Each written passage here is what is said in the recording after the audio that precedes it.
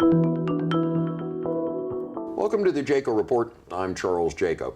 The Better Together plan to unify St. Louis City and County into one single large city collapsed into a pile of smoldering rubble this week, and there were lots of reasons for its implosion, requiring a statewide vote on the future of the city and county, eliminating the city's earnings tax, its chief source of revenue.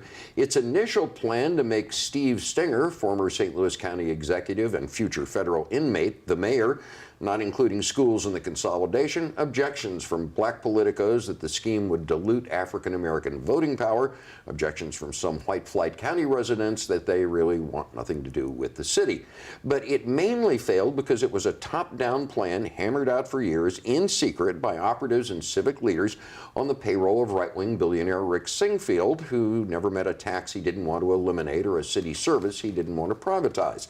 Consolidation of government services is not a bad thing. The North County Police Cooperative merged several police departments. 6 towns in North County have consolidated their municipal courts, and the Metropolitan Sewer District, back in 1954, consolidated county and city waste and storm water services. Now, all those plans are working pretty well, and everyone agrees the city and the county really need to do something to overcome economic sluggishness, population stagnation, entrenched racism, and the confusion and turf fights among 89 different cities and 56 police departments. So where do we go from here? Joining us today to talk about it are City Alderwoman Annie Rice, who represents the 8th Ward around the Tower Grove East and Shaw neighborhoods, and Pat Kelly. He's Executive Director of the Municipal League of Metro St. Louis, an association of suburban towns in the county. Welcome to you both. Thank you very much for coming in. Thanks for having us. Oh, and I wanted to say, before we went any further, that we had invited someone from Better Together to be on the program, but they declined to provide anyone, so here we are. All right, well, given that the Better Together plan is history, but they've hinted that parts of it might come back. My question for both of you, and I'll start with you, Alderwoman, is where do you think we should go from here? If consolidation of municipal services is not necessarily an awful thing, but it needs to be done in a very specific way, what lessons do you think we should take away from this, and where do you think we should proceed from here? Sure. I think one of the things that I keep hearing, we agree that the research that was done leading up to this process is good research. We have good information out there about where some of our hangups are in the city and the county, where ways that we're fighting, ways that we could work together. And I think throwing that entire body of research out is a bad idea. Our region is flooded with study upon study that we put on a shelf and we ignore. So I think right now we're queued up as a region to talk about how do we actually use this information to work together to figure out how we solve some of our problems. But it has to start differently. It's got to be a ground up project. It can't be top down. We probably can't have some of the same names and people associated with it because there's a lack of trust there. So how do we, as a community, come together and say, these are our goals, these are our priorities, this is who we are, our identity, and how do we build something out of that instead of being told, this is how it's got to work. Pat, where do you think a good place would be to begin if one could have fruitful discussions based on fairly good research that's already been done? Is there any place where you say, okay, we could start small here and build out from that? Sure. Well, first, I think there's debate about the research, but I think, the league already initiated that with starting the Board of Freeholders process, because really that's the public process that is specifically outlined in the Constitution for St. Louis City and County to look at these issues. Now, explain the Board of Freeholders to those who are not familiar with it. So it's actually what was used to create the separation back in 1876, authorized by the state through a constitutional convention in the late 1870s. But it is a commission, if authorized, through a petition process that the mayor of St. Louis appoints 9 members, the county executive appoints 9 members, and the governor appoints 1. And then this board is charged with having public meetings for up to 12 months to solicit that input and then make a recommendation to the voters of any kind of structural change. It was actually how MSD was created, to consolidate all the sewer districts. So. And then that plan is reviewed by the public for 90 days before they can vote it once it's developed. And the key is not only do you solicit that public input and you have that opportunity to digest it, but at the end of the day, it's the St. Louis City and County residents that vote on it. So you would say instead of starting with a specific agenda item, let's consolidate this, convene the Board of Freeholders first and find out what the public thinks should be done. It's one of the things we said as Better Together over their last, since their inception, was what's the problem? And we would hear fragmentation. But when you really look at the big issues that were separating us, it was really the issues between St. Louis County government and St. Louis City government, not necessarily the municipalities. But you got any economic development enters into this, right? Sure. Because you get in too many cases, as we've heard, moving the furniture around the region rather than getting new business in here, that you will get, you know, the city of St. Louis versus Baldwin, or, you know, Florissant versus Wildwood in terms of where some business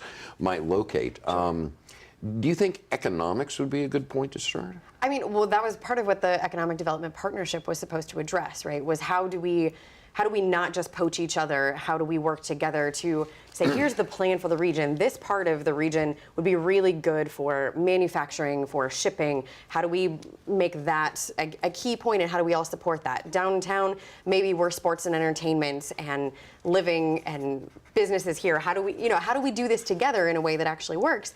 And so that was tried to be set up, and I think the Economic Development Partnership has some pieces that are important, and the promise zone, the opportunity zones, those are there, and I think that's important to hold on to. But there's some other complications with the Economic Development Partnership that we can't. I think a lot of the city folks don't trust that at the moment, that it hasn't worked the way that it was set out to Because work. of the corruption involved in the Right. Stinger indictments. Right. But if you could decouple that from the actual mission. Sure, right, and the actual mission I think was good, but I would argue that I'm not sure that economics is really the place that is the root of this. I think we have to talk about the racism. We have to talk about structurally how the racism is built into our very existence, right? There's a reason that certain parts of our region, our population declines, that the industry and businesses aren't there. And so starting from that point, saying where are our people and what is our human resource? How do we start there and figure out what our identity is as a region, and then try to build from there? But Pat, that would be a sticky point for a lot of your members, because in a quarter century of living in St. Louis, I've discovered that you mention the word racism among a lot of white people, and they get very defensive, very offended immediately, and don't want to even discuss it. How do you get them into that bathwater slowly? Well, again, I think it's through that public engagement, and I think you have to, you should never be afraid to talk about something, is what it boils down to. And I think that's really the opportunity of the Board of Freeholders, is to create that forum where some of these issues can be addressed and really discussed in a fruitful way.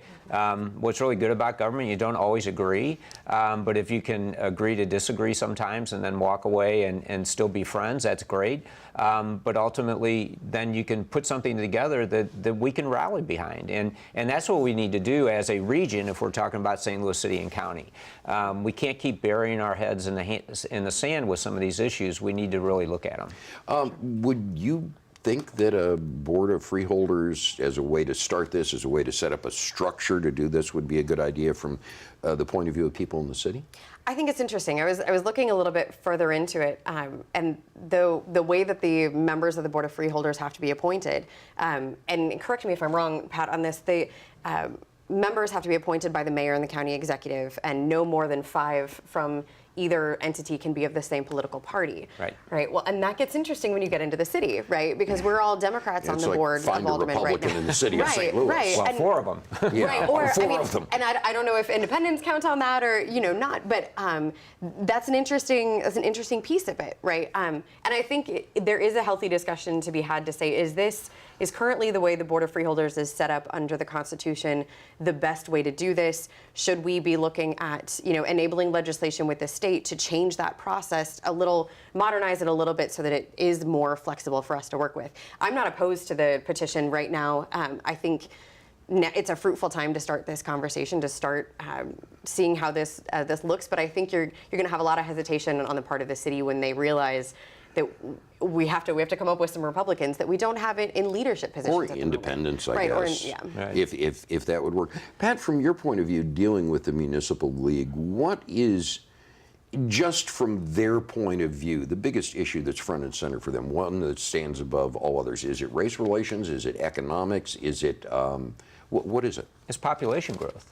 You know, if we as St. Louis City and County had population growth over the last 50, 60 years, we wouldn't be having this conversation. We've been stagnant. In 1876, when St. Louis City succeeded from the county, their population was higher then than it is today.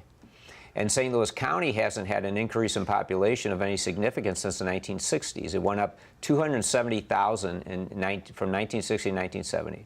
Since 1970, it's gone up 40,000. You would think that just the birth replacement rate would be enough to have the population grow, but it's not. And what I've heard, again, in the 25 years I've been here, is that there are two things, and they both involve young people, that the young people from St. Louis will go off to college and then stay away, and we're not attracting new groups of young people who will move here and say, oh, this is a great place to live. So I guess the question comes down, if to their mind population stagnation or shrinkage is the issue, dig a little deeper.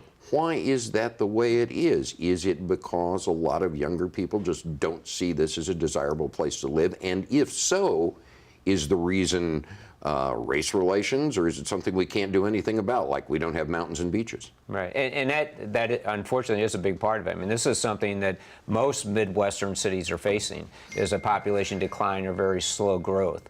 And it's not that they're all fleeing to St. Charles and so forth either. Our metropolitan statistical area is slow in growth. And other areas have had urban sprawl, but the inner ring continues to grow. Look at Chicago, for instance. So yeah, we need to tackle those issues. But I think a big part of it is leadership. You know, when was the last time we had a county executive or, come out and say what a great place St. Louis is, or St. Louis County is, and St. Louis City for that matter. And I think we do have a lot of great things here, and I don't think it's promoted the way it should be. And I think that it goes back to why we need to come together and really focus on what is the problem and how do we solve it. We need to define the problem first in order to come up with a solution. Well, as much as everybody complains about Better Together, I mean, Annie, you've got to know that nature abhors a vacuum. I mean, Better Together came in Absolutely. and ate up a lot of civic oxygen, but it filled that vacuum because no one else was doing it. I mean, we can argue about Rex Singfield's involvement, the fact that this was done behind closed doors in secret, but at the same time, no one else was even working on something like this. So I think that speaks to Pat's point about a lack of leadership. Sure, and I do want to add also, as a young person who chose to move to St. Louis, I'm a transplant, and there's a number of us on the Board of Aldermen who are. There's something about the opportunity that exists here in St. Louis for independent, sort of small people who are not just here for bigger industries, but we're growing in tech, we're growing in entrepreneurship. My law office is out of the T-Rex building downtown. We've got exciting things coming in there. The problem is keeping people here once they've caught the bug. St. Louis is a very fun place to be as a young person. There are free opportunities. There's entertainment abounds. You know, we've got Forest Park. We've got places to get outside and participate in things. But what keeps people here when they move into family, right? You have to have schools. And this is the big part, right? And this is one of the things that the city has been screaming about since the Better Together report came out was, what about our kids? Yeah, and you've got two major problems, Yep. crime and schools. Yes. And everything else takes third place Right. to those two Right. issues. Right. Are both of those merely a function of the racist divides that have kept half of the city in conditions you normally only find in a war zone? Or is there something structurally in the government of specifically the city of St. Louis that just refuses to do anything about them? Well, I mean, the history of redlining is that you have impacted an entire generation and plus their ability to build wealth, right? If you prevented people from owning property and then the property devalued once they came in and then white flight took place, then you've impacted generational wealth, right? And wealth impacts poverty, impacts crime, impacts education, all of those things. And when education is built on property taxes, right, all of these things are a cycle. This is all a piece. And so we still have yet to account for the redlining that forced people to not be able to buy homes, and then once their homes were there, they were devalued, right? We haven't accounted for that yet. So yes, I would say structurally there is, right? And the way that the city prioritized development within the Central Corridor, we left the North to be on its own. We left it to struggle on its own, and it has yet to find that identity again. We're working towards an economic development plan for the city of St. Louis. We haven't had one. It's a huge failure as our part because we're fighting ourselves. All 28 of our individual aldermanic wards are sort of fighting each other. We're having to do our own economic development because we didn't have a plan for ourselves. Whereas there are municipalities in the county that have economic development plans that are executing them flawlessly. They're drawing in great business. They know what their identity is. And so all of these things kind of go hand in hand, and we're working on a greenlining fund out of the city. There's numerous agencies that are working together on this to try to get home ownership in areas that haven't had home ownership.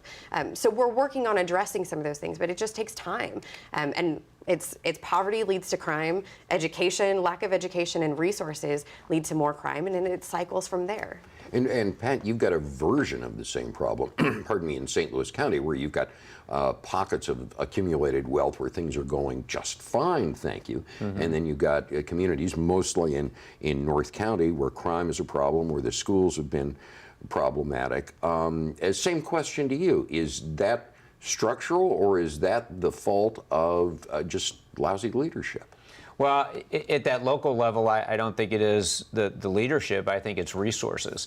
You know, the cities that are doing extremely well are ones that, again, are run by professional staff. So they have the means in order to have an active P&Z and a planning department and an economic development. Planning and zoning. And to actually develop a comprehensive plan is a key to that. And so, you know, back when I was an elected official years ago, and I used to complain to Charlie Dooley the fact that the economic arm of the county at that time wasn't out there helping those smaller communities. Instead of criticizing the ones that were doing it right, you know, there wasn't a mechanism to help the ones that didn't have that professional staff. And so they were essentially left on their own. Right. And so, and that's where we need really the economic development partnership. I think that is a crucial component. I certainly hope it doesn't fall apart between St. Louis City and County. I thought it was strategically forward thinking of the county executive and the mayor to do that 10 years ago. And I think that's where our opportunity lies to help areas of the city and, to be right, areas of the county. Okay, among your members, are there certain municipalities who don't want to talk about this much because they don't want to have anything to do with the city whatsoever, or is that fading? I think it's fading. I think, you know, we took a position almost 2 years ago that we wanted to at least start conversation with St. Louis City and County to have the city re-enter the county as a municipality. But at that time, some of our leaders, to be quite frank, didn't want to have that conversation. They already had a plan, which has recently failed. So, you know, hopefully we can all come back to the table and have some of those conversations. Just for the record, St. Louis City and St. Louis County government are members of the league as well. So, final question for you both. Is there something good that can come out of this Better Together fiasco in terms of a renewed sense, if not of cooperation, then of destiny on the part of the city and the county, in that neither succeeds or fails on its own? We're all inextricably interwoven together. I mean, do you think there's a chance, Annie, that this could kickstart some meaningful conversations once all the felons go off to jail?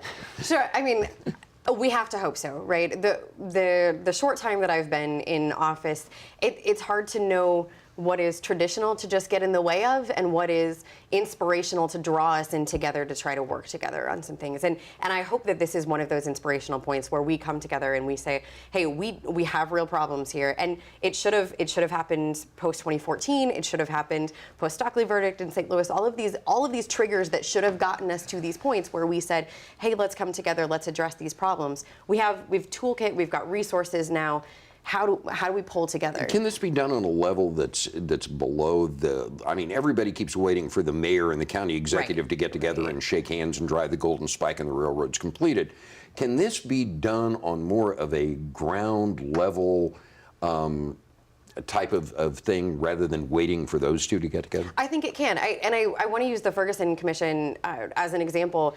That was something that was not, that wasn't the mayor. I mean, the governor appointed them, correct, but they, that was community. That we had messy meetings where people just yelled and they were heard, right? And it was difficult and painful, and we had something valuable come out of that process, right? And we're still working to implement those recommendations, but those are region-wide recommendations. So we do have models for ground up support to change things like that. They don't necessarily need us, and I as an elected official don't need my name on everything for it to be important and to work. And I think we need as many of those type of people around the table as possible. Pat, same question for you. Is there a chance that this could launch something new, and is there a chance it could happen on a ground level rather than waiting for Sam Page and Lyda Krewson to shake hands and initiate something? Well, and to be correct, that's why the league initiated the initiative petition for the Board of Freeholders, because you know we're made up of governments, and I think if Better Together learned anything from this fall, that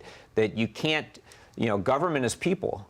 And you can't create a new government if you don't involve the people. So instead of having meetings in secret and then presenting them to the people, you have these numerous meetings and then design the plan based around that. Right, and it was a great example of the Ferguson report. You know, the meetings didn't always go, you know, let's shake hands and have flower parties. They were contentious. Right, yeah, and that's what you need in order to have really significant change.